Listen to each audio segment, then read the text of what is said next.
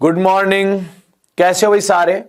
आज अपन बात करें तो आज अपन पढ़ने वाले हैं अपने पास कि आज की पिछली क्लास में से आपने देखा था अभाज्य संख्याओं के बारे में हमने बात की थी।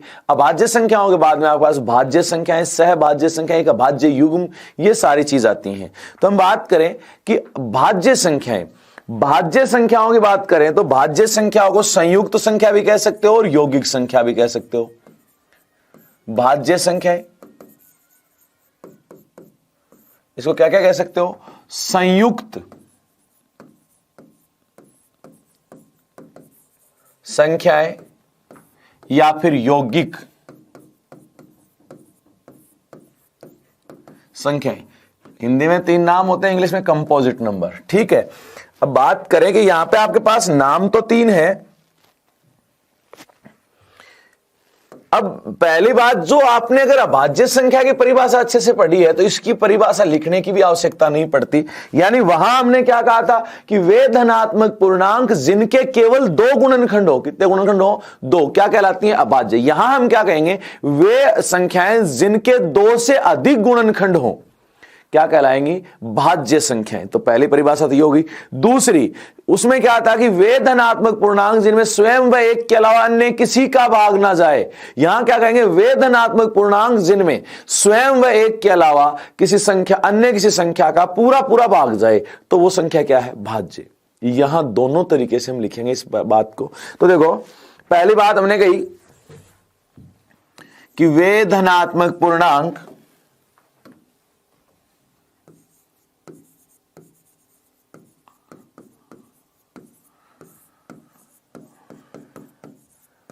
वे धनात्मक पूर्णांक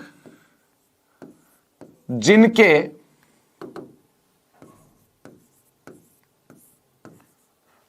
2 से अधिक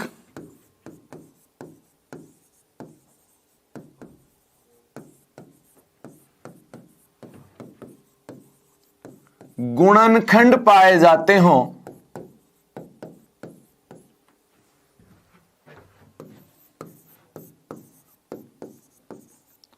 भाज्य संख्याएं कहलाती हैं। क्या कहलाती हैं भाई, भाज्य। क्या कहा, वे संख्याएं जिनके 2 से अधिक गुणनखंड पाए जाते हो क्या कहलाती हैं, भाज्य संख्याएं कहलाती हैं। दूसरी चीज कि वे धनात्मक पूर्णांक जिनमें स्वयं और एक के अलावा भी अन्य किसी संख्या का पूरा पूरा भाग जाता हो क्या कहलाती हैं, भाज्य। तो दूसरी परिभाषा कि वे धनात्मक पूर्णांक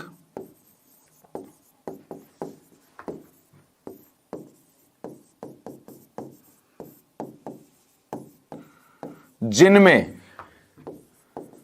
स्वयं व एक के अलावा भी अन्य किसी संख्या का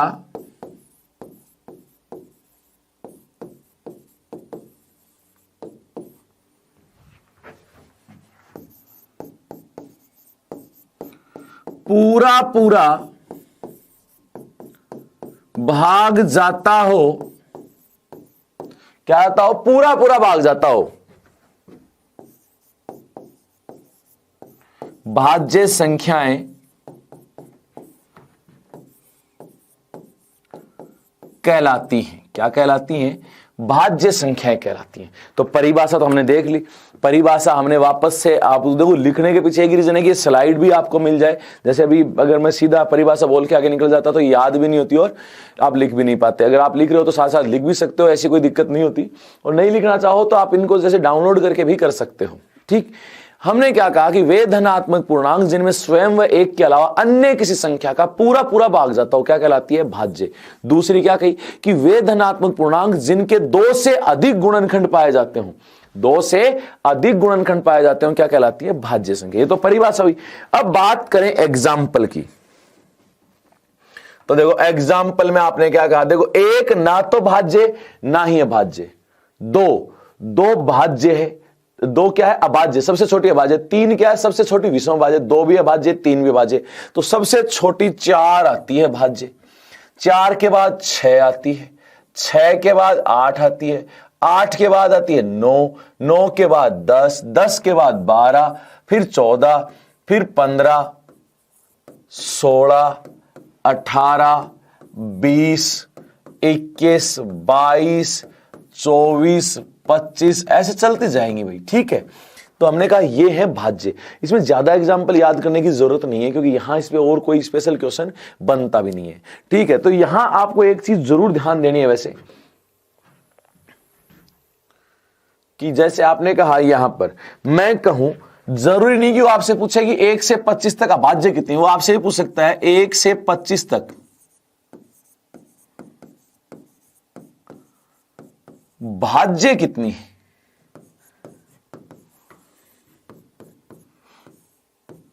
अब एक बात बताओ, 1 से 25 तक भाज्य की बात करें तो आप छोटी सी बात था ना कि भाज्य जो है अभाज्य 9 होती है।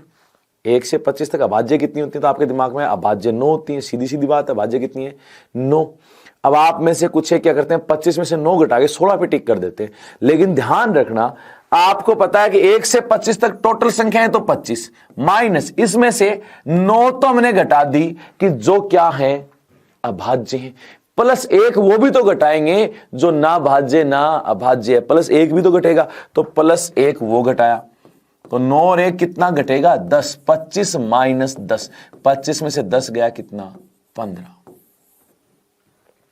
यानी यहां पे आपको याद तो अभाज्य ही रखनी है, अभाज्य रहेगी तो हम बता सकते हैं, लेकिन थोड़ा सा ध्यान देना है। जैसे मैंने कहा कि 1 से 25 तक भाज्य संख्याएं कितनी है, 1 से 25 तक भाज्य संख्या, तो आपने कहा टोटल 25 संख्याएं, उसमें से 9 तो अभाज्य हैं और 1 ना भाज्य ना अभाज्य, तो टोटल 10 संख्याएं घटाएंगे।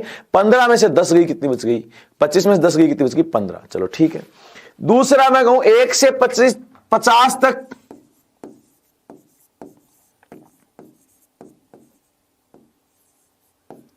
भाज्य संख्याएं।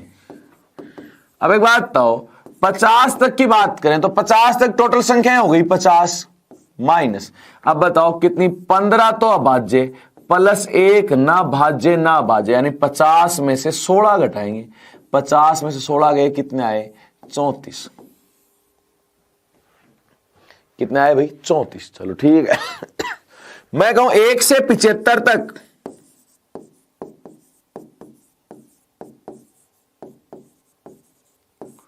भाज्य संख्याएं, तो आप क्या कहोगे कि 75 तक संख्याएं तो 75 हैं, लेकिन हमें बतानी है भाज्य, तो आप कहोगे 1 से 75 तक अभाज्य कितनी, तो 21 प्लस 1 ना भाज्य ना अभाज्य, तो 75 में से गई 22,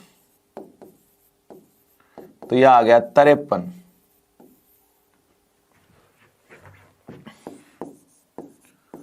1 से 100 तक भाज्य संख्याएं, आप जानते हो टोटल 100 संख्याएं माइनस 25 तो क्या है अभाज्य प्लस 1 ना भाज्य ना अभाज्य, तो 100 में से गए 26, तो ये आ गई 74। ये इस प्रकार से आप वहां निकाल सकते हो, इनको रटने की आवश्यकता नहीं होगी। तो यहां मुख्यतः आपको इस प्रकार से कोई भी और प्रश्न यहां पे बनता नहीं है। सिंपली आपको ध्यान होना चाहिए कि भाज्य संख्या है कौन सी, भाज्य संख्या होती कौन सी है। ठीक है, जैसे हम बात करेंगे भाज्य गुणनखंड तो इन्हीं पे चलेगा वो आगे। ठीक है, तो पहली चीज आपके दिमाग में परिभाषा होनी चाहिए और कुछ एक भाज्य संख्याएं होनी चाहिए। भाज्य संख्या को संयुक्त भी कहते हैं, यौगिक भी कहते हैं। यहां ध्यान होना चाहिए सबसे छोटी भाज्य संख्या कौन है 4, सबसे छोटी भाज्य संख्या कौन है 4, सबसे छोटी विषम भाज्य संख्या, ऐसा नहीं है कि सारी भाज्य संख्या सम ही होंगी, विषम भी होंगी। जैसे यहां पे देखो 9 के बाद 15 और देखो 21, ये क्या है विषम होते हुए भी क्या है भाज्य। तो आपको ध्यान रखना है सबसे छोटी विषम भाज्य संख्या, तब आप कहोगे सबसे छोटी विषम भाज्य में 9 आएगी। देख लो 9 है, तो यहां आप ये भी लिख सकते हो कि 4 सबसे छोटी समभाज्य संख्या है। सबसे छोटी संख्या के साथ साथ क्या है सम भी है। और बात करें 9 की तो 9 सबसे छोटी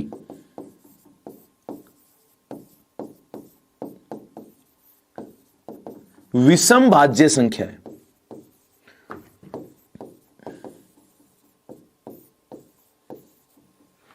9 सबसे छोटी क्या है? विषम भाज्य संख्या है। चलो ठीक है। अब देखो भाज्य के बाद में यहां पे अगला नाम एक आता है छोटा सा, प्राइम पेयर, अभाज्य युग्म। ये देखो वैसे कोई अलग से चीज नहीं है, ये एक बार सीटेट में ऐसे ही छोटा सा प्रश्न पूछा गया कि 100 तक कुल कितने भाज्य युग्म होते हैं। एक पूछा गया कि अभाज्य युग्म में प्रत्येक जोड़े में संख्याओं के मध्य अंतर होता है। 2 बार प्रश्न पूछोगे ऐसे ही, तो छोटे छोटे प्रश्न है लेकिन बात हमें पता होनी चाहिए। तो प्राइम पेयर कहते हैं वैसे अभाज्य युग्म। तो यहां देखो हम बात करें अभाज्य युग्म की,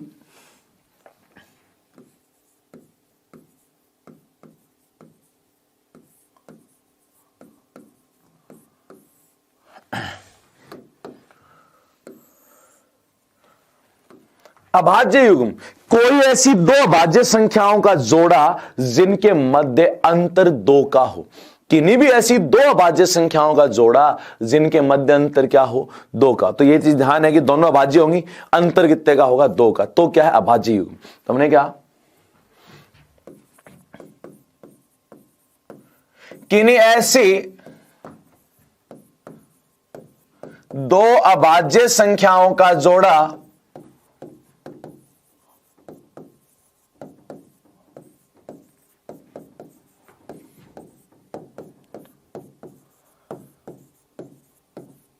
जिनके मध्य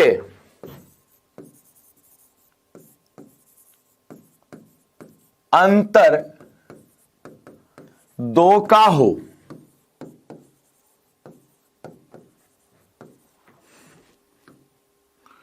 अभाज्य युग्म कहलाते हैं।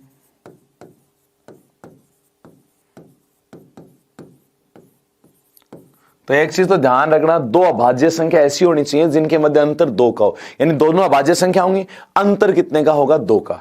ये चीज ध्यान रखना। यानी मैं इनको शॉर्ट में क्या कहूंगा, दोनों अभाज्य संख्याएं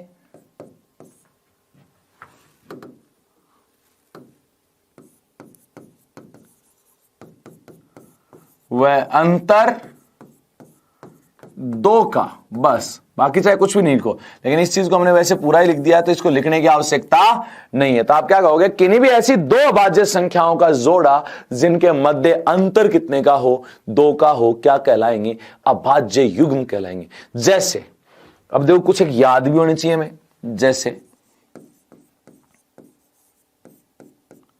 हमने कहा 3,5, सबसे छोटा अभाज्य युग्म कौन सा होता था? आप कहोगे 3,5। फिर कहूं तो 5,7, फिर इसके बाद 2 का जोड़ा 11,13, फिर 17,19, फिर 29,31।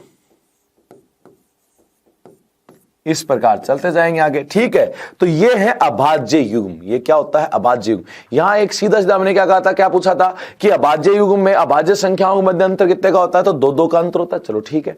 दूसरा हम यहां एक चीज ये भी याद रखते हैं कि 100 तक कुल कितने अभाज्य युग्म होते हैं? तो आप कहोगे 100 तक कुल 8 अभाज्य युग्म है।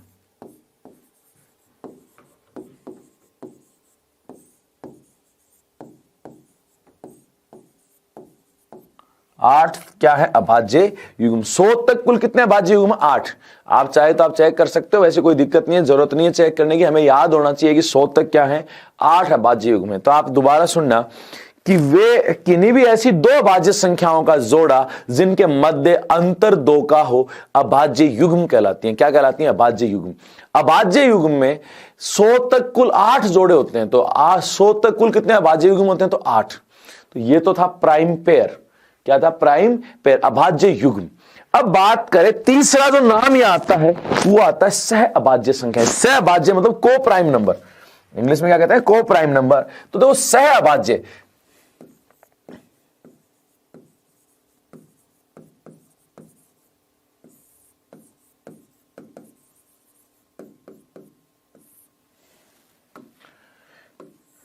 ये भाई यहां पे ये इंपॉर्टेंट बन जाती है अभाज्य संख्याओं में ही।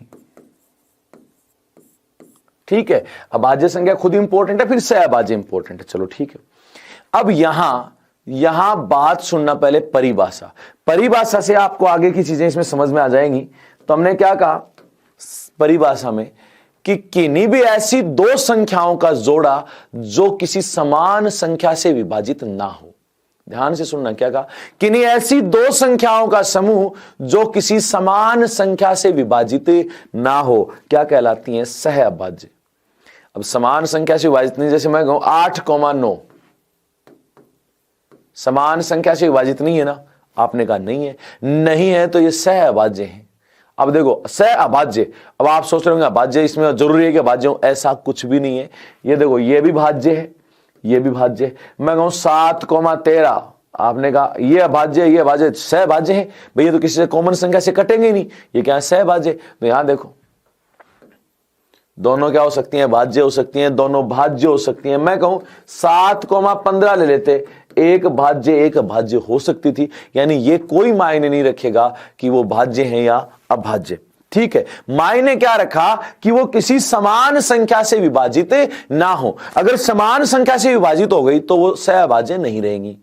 तो परिभाषा, पहली परिभाषा हमने क्या कहा कि किन्हीं भी ऐसी दो संख्याओं का जोड़ा या किन्हीं भी ऐसी दो संख्याओं का समूह जो किसी समान संख्या से विभाजित ना हो, क्या कहलाएंगे, सहअभाज्य। तो देखो कोई भी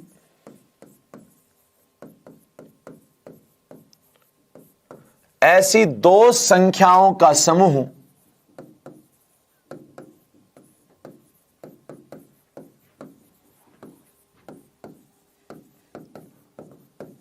जो समान संख्या से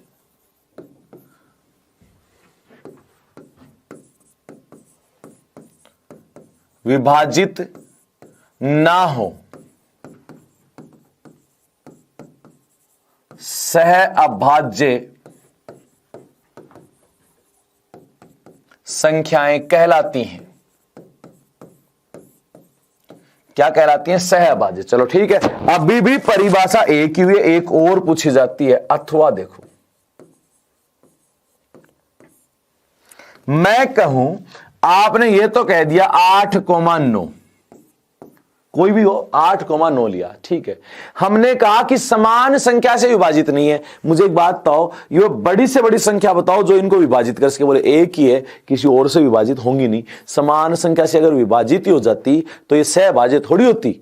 अब समान संख्या से भाग नहीं जा रहा है, उनमें कोई उभयनिष्ठ चीज नहीं है, तो आप कहोगे इनका महत्तम समापवर्त है, HCF यानी हाईएस्ट कॉमन फैक्टर, यानी वह बड़ी से बड़ी संख्या जिससे दी गई संख्याओं को क्या किया जाए, पूर्णतः विभाजित। तो बोले ऐसी तो कोई संख्या ही नहीं है, यानी वो क्या है, एक। यानी अब यह भी कहा जा सकता है कि नहीं ऐसी दो संख्याओं का समूह जो जिनका HCF यानी में से क्या हो, एक हो, क्या कहलाएंगी, सहअभाज्य संख्या। तो सीधा सीधा बन गया कि सहअभाज्य संख्याओं का में से कितना होता था, आप कहोगे एक। तो यहां दूसरा हमने परिभाषा कही कि किन्हीं ऐसी दो संख्याओं का समूह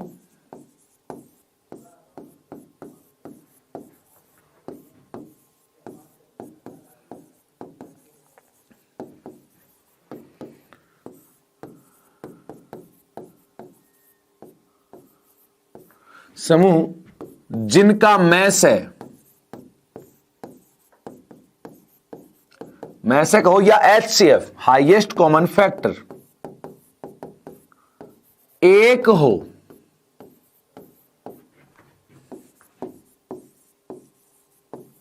सहअभाज्य संख्याएं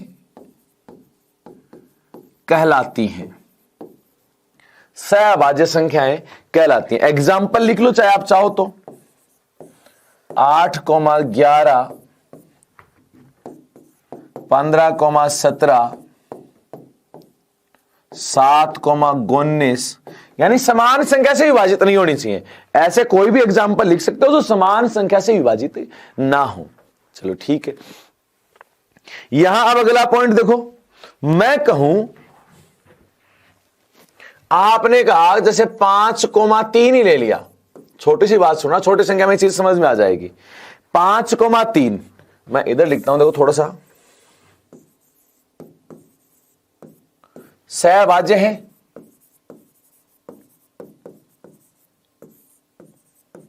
बोले हां। मैं कहूं इनका HCF क्या है, आप कहोगे एक है। क्या है?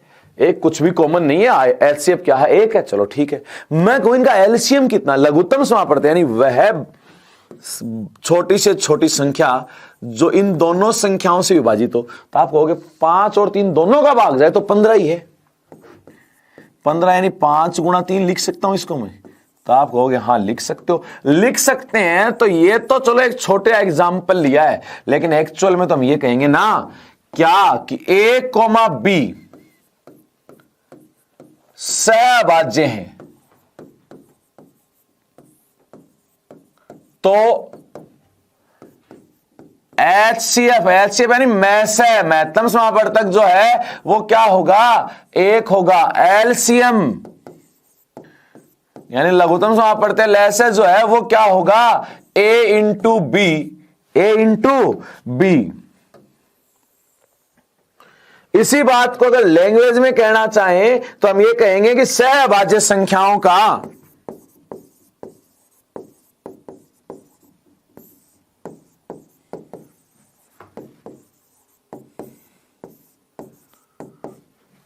सहभाज्य संख्याओं का में से HCF एक व लेस है यानी लघुत्तम समापवर्तक यानी लेस LCM उनका गुणनफल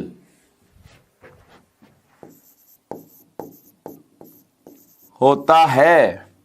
चलो ये भी ठीक है। अब आपके चीज समझ में आएगी, सहभाज्य है ना, उनमें सबसे पहली चीज कि वो समान संख्या से विभाजित नहीं होती। समान संख्या से विभाजित नहीं तो दूसरी चीज आपने कही कि HCF क्या होगा एक, LCM क्या होगा उनका गुणनफल। चलो ये भी ठीक है, ये बात भी समझ में आ गई होगी। अगला पॉइंट जो हम कहेंगे इनके बारे में, सहभाज्य बारे में, वो सुनना। मैं कहूं आपको कि जैसे मैंने 9 और 10 लिया, मैं आपसे पूछूं कोई भी दो क्रमागत नंबर है, 9 10 हो, 8 9 हो, 5 6 हो, 15 16 हो, जो भी आपके मन में, जैसे 15 16 है, जैसे एक और ले लेते हैं 8,9 लिख देते हैं। जैसे अब एक बात बताओ, चाहे 4,5 छोटी से छोटी संख्या ले लेते हैं। मैं आपसे पूछूं क्रमागत नंबर है कोई भी, ये अगर 4 में 2 का भाग जा रहा तो 5 में जा रहा है क्या? बोले नहीं जा रहा। मैं कहूं 9 में 3 का भाग जा रहा, 10 में जा रहा है क्या? बोले नहीं जा रहा। 15 में 5 का भाग जा रहा, 16 में जा रहा है कि नहीं जा रहा। 8 में 2 का भाग जा रहा, 4 का 9 में जा रहा है कि नहीं जा रहा। एक छोटी सी बात बताओ, जैसे 8 में 2 का भाग जा रहा है तो 9 में नहीं जा सकता, क्योंकि दोबारा अगली संख्या में 2 का भाग जाने के लिए कम से कम 2 ज्यादा होनी चाहिए। अगर पहली संख्या में 3 का भाग जा रहा है तो अगली 3 ज्यादा होगी तो ही जाएगा, वरना नहीं जाएगा। पहली संख्या में 5 का जा रहा है तो अगली में 5 का तब जाएगा जब वो 5 ज्यादा हो। यानी कि जब लगातार ही संख्या आ गई तो वो समान संख्या से तो नहीं कटेंगी, समान संख्या से नहीं कटेंगी। क्यों? क्योंकि छोटी सी बात सोचना कि मैं कहूं पहले 3 है, 3 से कट रही है तो अगली 6 ही कट सकती है 3 से। मैं कहूं पहली 2 है, 4 है जो 2 से कट रही है, तो 4 के बाद 2 ज्यादा 6 ही होगी, 5 नहीं कटेगी। तो आपको एक चीज यहां पे दिमाग में आनी चाहिए, लगातार जब 2 संख्याएं आती है ना, वो किसी भी समान संख्या से विभाजित नहीं हो सकती, समान संख्या से विभाजित नहीं हो सकती। आप छोटी से छोटी अगर 2 का भाग देके देखते तो आपके दिमाग में आएगा कि 2 का भाग भी तब जाएगा जब अगली कितनी ज्यादा होगी, 2। अगली कितनी ज्यादा होगी, 2। तो यहां जब भी 2 कोई समान संख्याएं हो, 2 कोई लगातार संख्याएं हो, वो कभी भी किसी समान संख्या से विभाजित नहीं होती। जहां तक मेरा मानना है बात समझ में आ गई होगी। क्या कहा, सुनना।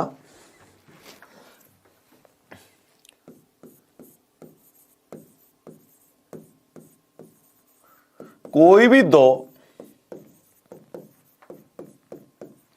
क्रमागत संख्याएं कभी भी किसी समान संख्या से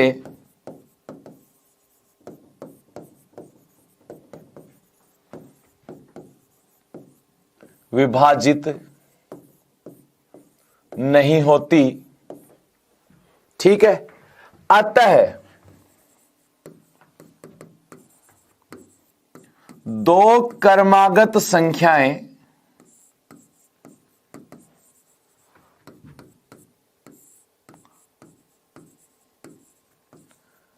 सदैव सहअभाज्य होती हैं।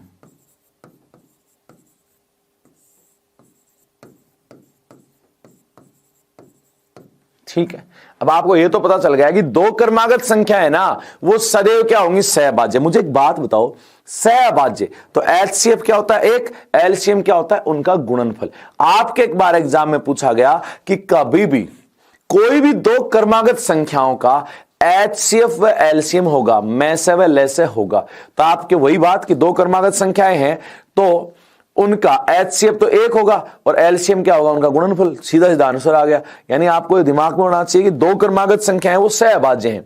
सहअभाज्य का एचसीएफ एक होता है, एलसीएम उनका गुणनफल होता है। एचसीएफ एक, एलसीएम उनका गुणनफल। तो ये ध्यान होना चाहिए भाई आपको। यहां हम दोबारा से इस बात को लिखते हैं। अब देखो, होती है अर्थात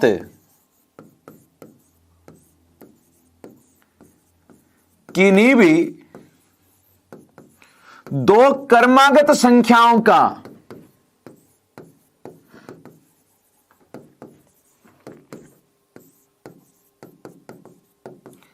एचसीएफ एक व एलसीएम उनका गुणनफल होता है।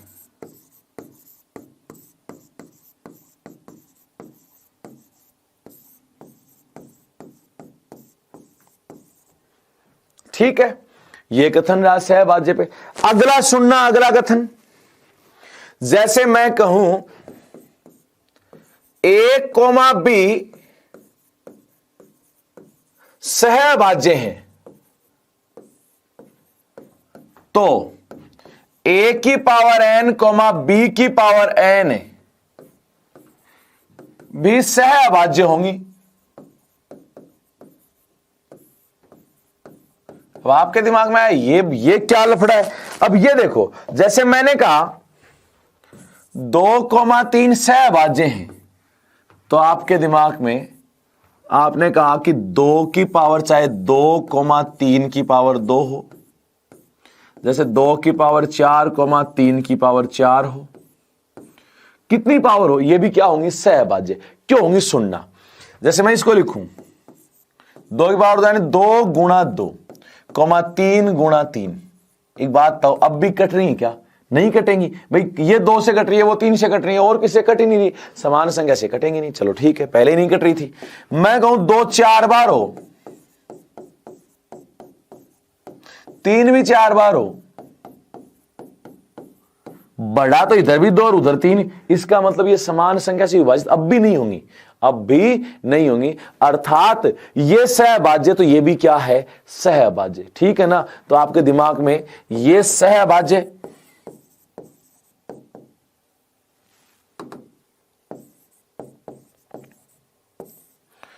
तो ये भी क्या है, सहअभाज्य। चलो ठीक है, ये बात आपको याद रखनी है कि ए और बी अगर सहअभाज्य हैं तो उनकी पावर कितनी बढ़ाओ चाहे, वो भी सहअभाज्य ही रहेंगी, कभी बदलेंगी नहीं। ठीक है, चलो अब आगे देखते हैं कि सहअभाज्य में और एक चीज क्या बनती है।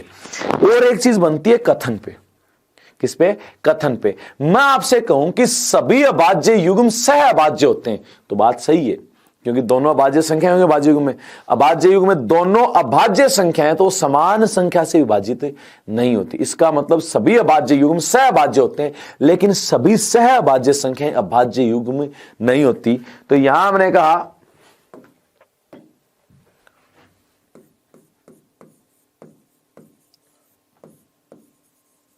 सभी अभाज्य युग्म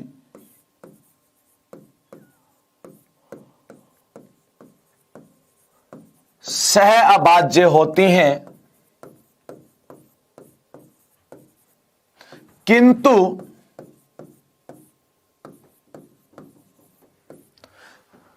सभी सहअभाज्य संख्याएं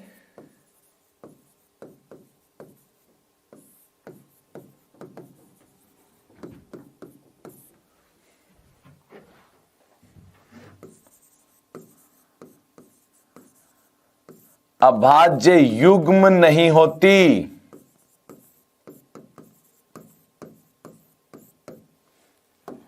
ये भाई अभाज्य युग्म और सहअभाज्य को कॉमनली समझाने का है, और ये कथन आपके दिमाग में रहना चाहिए। क्यों? अब सुन लो, आपको पता है अभाज्य युग्म में दोनों अभाज्य संख्याएं होती हैं, ठीक है। तो अभाज्य संख्या होंगी तो दोनों किसी समान संख्या से विभाजित हो सकती हैं क्या? आप कहोगे नहीं होंगी। नहीं होंगी तो वो सहअभाज्य तो हो ही गई ना। तो जितने भी अभाज्य युग्म हैं वो सारे ही क्या है? सहअभाज्य। लेकिन सारी सहअभाज्य संख्या अभाज्य युग्म तो नहीं है ना। जैसे 8,9 सहअभाज्य तो है लेकिन अभाज्य युग्म नहीं है। तो आपको यही ध्यान रखना है कि सभी अभाज्य युग्म वो सहअभाज्य होती हैं, लेकिन सभी सहअभाज्य अभाज्य युग्म में नहीं होती। चलो ठीक है, ये बात भी आपको जहां तक मेरा मानना है समझ में आ गई होगी। अब देखो यहां पे जो एक सम और विषम को लेके कथन आता है या भाज्य अभाज्य को लेके आता है वो देखना। कथन जिस प्रकार से लिखूंगा एग्जाम्पल के साथ लिखूंगा जिससे आपको वो चीज क्लियर हो जाए। जैसे मैं कहूं 19,23 आपसे पूछूं दोनों कैसी संख्याएं हैं, तो आपके दिमाग में आए दोनों हैं अभाज्य। तो मैं ये कहूं सहअभाज्य हैं क्या? तो आपने कहा हाँ सहअभाज्य तो है क्योंकि समान संख्या से विभाजित नहीं है। तो मैं ये भी कह सकता हूं कि सहअभाज्य संख्याओं में दोनों अभाज्य हो सकती हैं। हो सकती हैं भाई। तो यहां पे हम कहेंगे सहअभाज्य संख्याओं में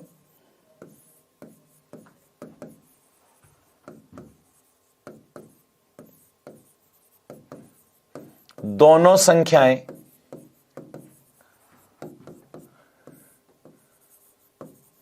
अभाज्य हो सकती हैं। दोनों संख्याएं कैसी हो सकती हैं? अभाज्य हो सकती हैं। चलो ठीक है। दूसरा, जैसे मैं कहूं 16,25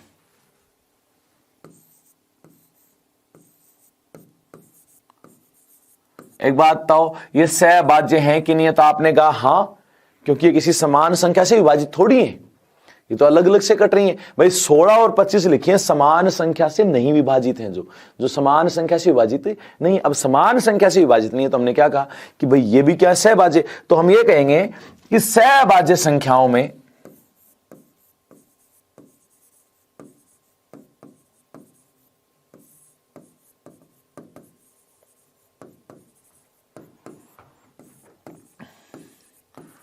दोनों संख्याएं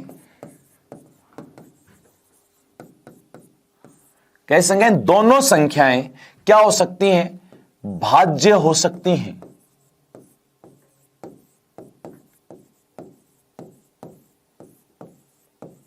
दोनों संख्याएं कैसी हो सकती हैं? भाज्य। भाई हमने कहा दोनों अभाज्य भी हो सकती हैं, दूसरा कदम हमने कहा दोनों भाज्य भी हो सकती हैं। अब देखो तीसरा, यहां पे सम विषम को भी लेते हैं।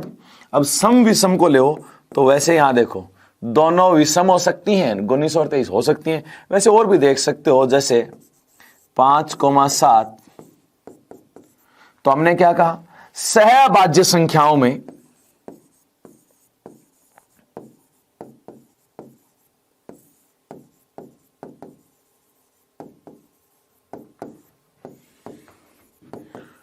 दोनों संख्याएं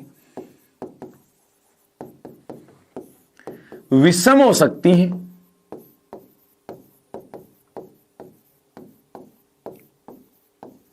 चलो ठीक है।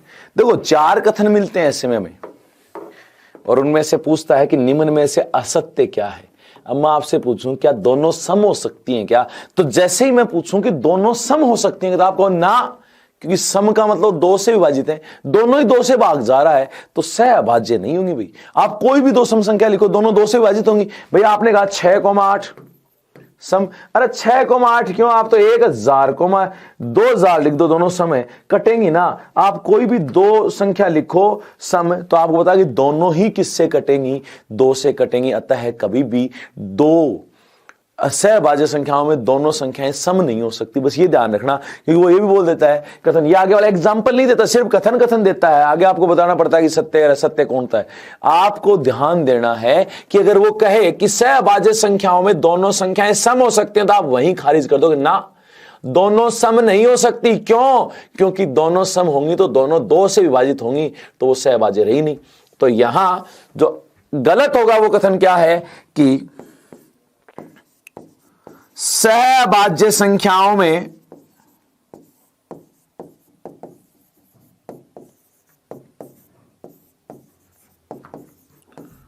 दोनों संख्याएं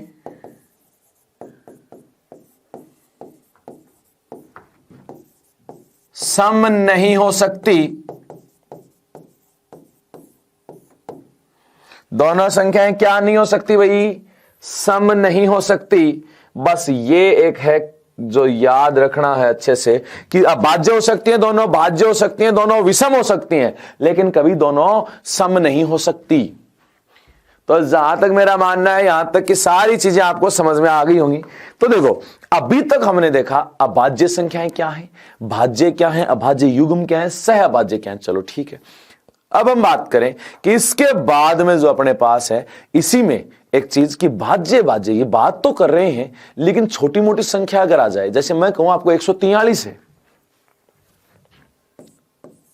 143, 123, कोई भी संख्या है, अब हमें कैसे पता चले कि ये भाज्य है या अभाज्य? ऐसा तो नहीं ना कि मैं 1 से लेके 143 तक सभी संख्याओं का भाग दे के देखूं। भाई ज्यादा बड़ी संख्याओं में तो नहीं, लेकिन छोटी मोटी संख्याओं में तो हम याद कर सकते हैं ना। तो अब आपको एक छोटा सा पॉइंट जिससे आपको पता चल सके कि कौन तो अभाज्य है कौन भाज्य है, उसके लिए क्या करें? तो ऐसे में हम एक काम करते हैं। देखो, आपको वैसे भी आगे है ना 25 तक के स्क्वायर सबको याद होने चाहिए भाई, हर जगह कहीं ना कहीं काम आते ही रहते हैं। 25 तक के वर्ग, जैसे 1 का स्क्वायर 1, 2 का स्क्वायर 4, 3 का स्क्वायर 9, 4 का स्क्वायर 16, 5 का स्क्वायर 25, 6 का स्क्वायर 36, 7 का स्क्वायर 49, 8 का स्क्वायर 64, 9 का स्क्वायर 81, 10 का स्क्वायर 100, 11 का स्क्वायर 121, 12 का स्क्वायर 144, ऐसे। ठीक है ना? अब मैं आपसे पूछूं कि 143 से छोटी पूर्ण वर्ग संख्या कौन सी है? अब आपने कहा 143 से बड़ी 144 होती है 12 का स्क्वायर, तो इससे छोटी 11 का स्क्वायर 121 है। किसका? 121। तो मैंने कहा इससे छोटी पूर्ण वर्ग संख्या 121 किसका है ये स्क्वायर? तो आपने कहा 11 का। तो यहां तक की सारी अभाज्य संख्याएं लिख दो, 11 तक की सारी अभाज्य संख्याएं। तो आपने कहा चलो ठीक है, पहली कौन सी? 2, 3, 5, 7, 11, इतनी है। आपको इससे आगे नहीं बढ़ना है। इनमें से अगर किसी से भी विभाजित नहीं है तब तो अभाज्य, अगर इनमें से किसी एक से भी विभाजित है तो क्या है? भाज्य। अब बताओ, 2 का भाग जा रहा है क्या? बोले नहीं। 3 का जा रहा है क्या? बोले नहीं। 5 का जा रहा है क्या? नहीं। 7 का जा रहा है? 7 दूनी 14, नहीं, 3 बच रहा है। 11 का, 11 एकम 11, 3 बचा, 11 3 33, जा रहा है। अब 11 का जा रहा है ना, तो आप कहोगे यह है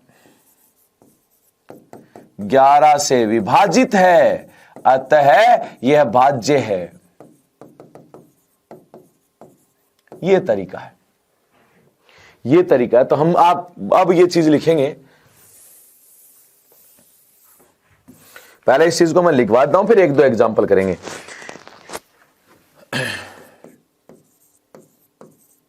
कोई संख्या भाज्य है या अभाज्य,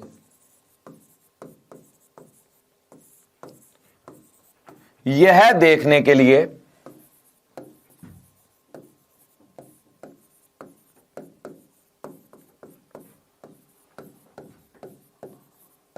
उससे छोटी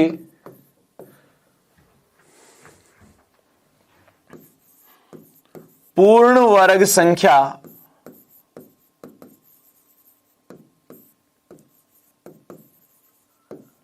लिखते हैं तथा वह जिस संख्या का वर्ग है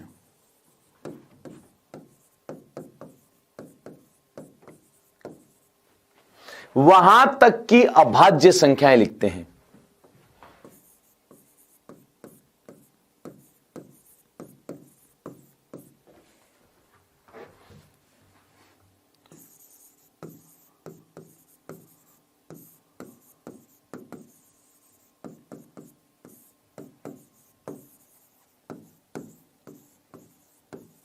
वहां तक की क्या लिखते हैं? अभाज्य संख्याएं। चलो ठीक है, अभाज्य संख्याएं लिख देंगे।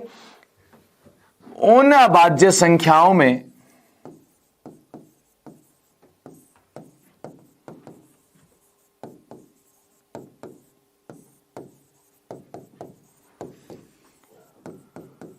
अगर किसी से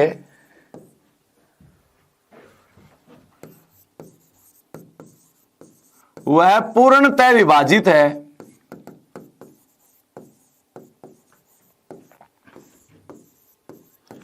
तो वह संख्या भाज्य होगी, अन्यथा अभाज्य। अब देखो ये हमने लिखा तो है, अब इस चीज को वैसे हम समझेंगे और वापस से एग्जाम्पल करेंगे। जैसे मैं कहूं कि सबसे पहले हम यहां देखेंगे कि जो संख्या है उससे छोटी पूर्ण वर्ग संख्या कौन सी है, जो संख्या है उससे छोटी पूर्ण वर्ग संख्या कौन सी है, उससे छोटी पूर्ण वर्ग संख्या लिखेंगे। उस पूर्ण वर्ग संख्या से जो भी है पूर्ण संख्या हम देखेंगे। जैसे आपने कहा कि 143 है, 143, उसी एग्जांपल को वापस लेते हैं एक बार कि हमने कहा जैसे 143 है, इससे छोटी पूर्ण वर्ग, तो आपने कहा इससे छोटी पूर्ण वर्ग,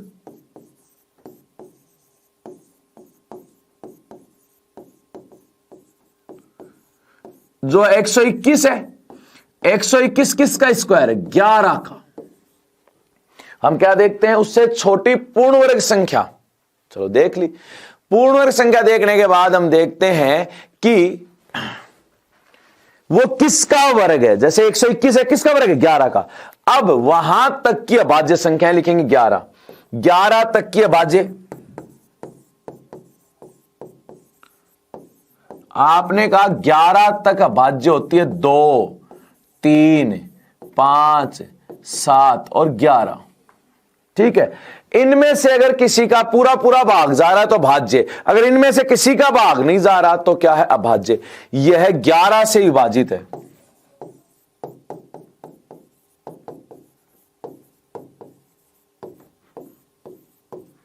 अतः ये क्या है, भाज्य। चलो ठीक। अब इस बात को वापस सुनो कि कोई भी संख्या है ना, हमें चेक करना भाज्य अभाज्य, तो हम क्या कहेंगे, उससे छोटी पूर्ण वर्ग लिख दो। वो जिसका वर्ग है वहां तक की अभाज्य संख्याएं लिख दो। उन अभाज्य संख्याओं में से अगर वह किसी से पूरी पूरी विभाजित हो रही है तब तो भाज्य है, अगर किसी का नहीं जा रहा तो अभाज्य। जैसे एक संख्या और लिखते हैं, एक एग्जांपल। जैसे हमने कहा 103। अब एक बात बताओ, 103 से छोटी पूर्ण वर्ग संख्या कौन सी होती है, तो आपने कहा 100। 100 किसका स्क्वायर है, तो आपने कहा 10 का स्क्वायर है। 10 तक की अभाज्य बोलो तो 2, 3, 5 और 7, यही है ना। आप इन चार में से अगर किसी का भाग जा रहा है तब तो भाज्य, अगर किसी का नहीं जा रहा तो अभाज्य। एक बात बताओ, 2 का भाग जा रहा है क्या, तो नहीं जा रहा। 3 का तो अंकों का योग देखते हैं, 3 और 1 4, नहीं जा रहा। 5 का नहीं जा रहा। 7 का, 7 एकम 7, 3 बचे 33, 7 3 7, 7 चौक 28, नहीं जा रहा। किसी का नहीं जा रहा ना, तो ये क्या है, अभाज्य है। ये क्या है, अभाज्य। ये लो, ये एग्जाम्पल देख लिया।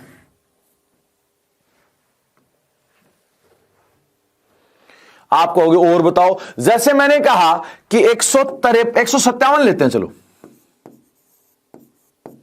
अब एक बात बताओ, 157 चेक करना है। 157 से छोटी पूर्ण वर्ग, तो आपने कहा 12 का स्क्वायर 144, 13 का स्क्वायर 169, तो 144 है, तो हमने कहा 144। 144 किसका स्क्वायर है, 12 का स्क्वायर।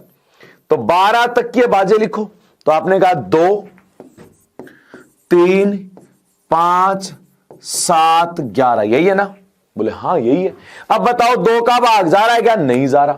3 के लिए हम क्या करते थे, अंकों के योग में भाग देते थे। 7 और 5 12 और 1 13, नहीं जा रहा। 5 के लिए तो लास्ट में 5 और 0 होना चाहिए, नहीं जा रहा। 7 का 7 दूनी 14, 1 बचा 17, नहीं जा रहा। 11 का 11 एकम 11, कितने बचे 4 4 7 47, 11 चौक 44, नहीं जा रहा। इनमें से किसी का नहीं जा रहा, अतः यह क्या है, अभाज्य। अब बताओ, क्या हम पूरे थोड़ी देते जाते 147 तक, नहीं देते। तो इस प्रकार से हम यहां बता सकते हैं कि यह भाज्य है या अभाज्य, भाज्य है या अभाज्य, आराम से बता सकते हैं, बिना किसी रुकावट के, बिना किसी झंझट के। तो वापस सुनना, हमने क्या कहा, कोई संख्या भाज्य है या अभाज्य, ये जांच करनी है तो उससे छोटी पूर्ण वर्ग संख्या लिखी। लिख दी, वो जिसका वर्ग है वो संख्या लिखी। जैसे यहां आया कि मान लो ये किसका वर्ग है, 12 का वर्ग, तो 12 तक की अभाज्य लिख दी, सिर्फ 12 तक की अभाज्य। 12 तक की अभाज्य देखो 5 अभाज्य संख्या यही है, अगर इन पांचों में से किसी भी एक से भी विभाजित हो गई तब तो है भाज्य, अगर किसी से विभाजित नहीं है तो क्या है, अभाज्य। जैसे ये इन पांचों में से किसी से विभाजित नहीं है तो क्या है, अभाज्य। तो हमने देखा, देखो पहली बात तो हमने कल की क्लास में देखा था अभाज्य संख्या की परिभाषा वगैरह, आज देखा अभाज्य संख्या, सहभाज्य, अभाज्य, युग्म, और कि अभाज्य संख्या ज्ञात कैसे करते हैं कि ये संख्या अभाज्य है या भाज्य, इन सब के बारे में आज हमने पढ़ा भाई। अब देखो अभाज्य भाज्य के अंदर अगला जो पॉइंट आता है वो आता है अभाज्य गुणनखंड। अभाज्य गुणनखंड और गुणनखंड उसके बारे में अगली क्लास में बात करेंगे। तब तक के लिए धन्यवाद, थैंक यू।